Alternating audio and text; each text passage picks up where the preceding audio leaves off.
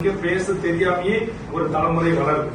Tamil I don't know Tamil அப்படின்னு சொல்லக்கூடிய அந்த தமிழ் குடும்பங்கள் நம்முடைய தமிழ்நாட்டு வேர்களாக இருக்கிற பல்வேறு தமிழ் குடும்பங்களுடைய பிள்ளை செல்வங்களுக்கு தமிழ் பேசவும் வரல, எழுதவும் வரல, தமிழ்ல ஒரு பாட்டு கூட பாட தெரியல. அப்படி ஒரு தலைமுறை அங்கு வளர்ந்து கொண்டிருக்கிற இந்த சூழலில் புலம்பெயர்ந்து வந்து வேலை நிமித்தமாக பணி நிமித்தமாக இருக்கின்ற இந்த கடந்து வாழ்கின்ற இந்த தேசத்தில் உங்களுடைய பெற்றோர்கள் இதுல ஆர்வமா உங்களை அனுப்பி வைக்கிறாங்க. இப்ப பெற்றோர்கள் தான் குழந்தைகளை பாதி பேர் கெடுக்கிறது. அதெல்லாம் ஆங்கிலம் ஒன்றும் அவசியம் இல்லை, ஹிந்தி கத்துக்குங்க, ஜெர்மனி கத்துக்குங்க, பிரெஞ்சு கத்துக்குங்க, எல்லா மொழிகளையும் நாம் கற்றுக்கொள்ளலாம். அது தவறு எதுவும் இல்லை. உலகத்தில் எத்தனை மொழிகள் இருக்கிறதோ அத்தனை மொழிகளையும் நாம் கற்றுக்கொள்ளலாம். அதில் எந்த தவறும் இல்லை. ஆனால் ஒவ்வொரு மனிதனும் தத்தமது தாய்மொழியை மறக்காமல் கற்றுக்கொள்ள வேண்டும். அது இன்றியமையானது, அவசியமானது. எப்படி ஒரு குழந்தைக்கு தாய்ப்பால் மிக மிக முக்கியமானதோ அதுபோன்று தாய்மொழி மிக முக்கியமானது. அதிலும் நம்முடைய தமிழ் மொழி.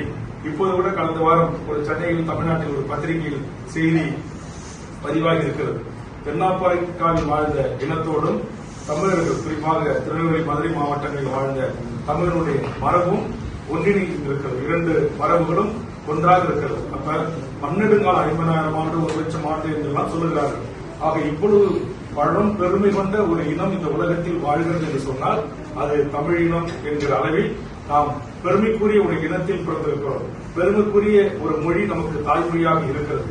இந்த உலகத்தின் பல்வேறு மொழிகளினுடைய கூறுகள் அதற்கான ஆரம்ப கட்ட எழுத்து வடிவம், மொழி வடிவம் என்பது தமிழாக இருக்கிறது என்று பல்வேறு மொழியியல் அறிஞர்கள் இன்றைக்கு அதை குறிப்பிட்டு எழுதுகிறார்கள். ஆனால் அவ்வளவு பெருமை கொண்ட ஒரு இனத்தில் வழித்தோன்றலாக இருக்கிற நாம், நம்முடைய தலைமுறை நம்முடைய தாய்மொழியை மறப்பது, தமிழில் எழுத தெரியாமல் இருப்பது, முறையாக பேச தெரியாமல் இருப்பது என்பது வருத்தத்துக்குரிய செய்தி.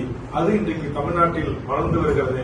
ஆக அது கூடாது என்பதற்காகத்தான் எங்களை போன்றவர்கள் நாங்கள் போராடி கொண்டிருக்கிறோம்.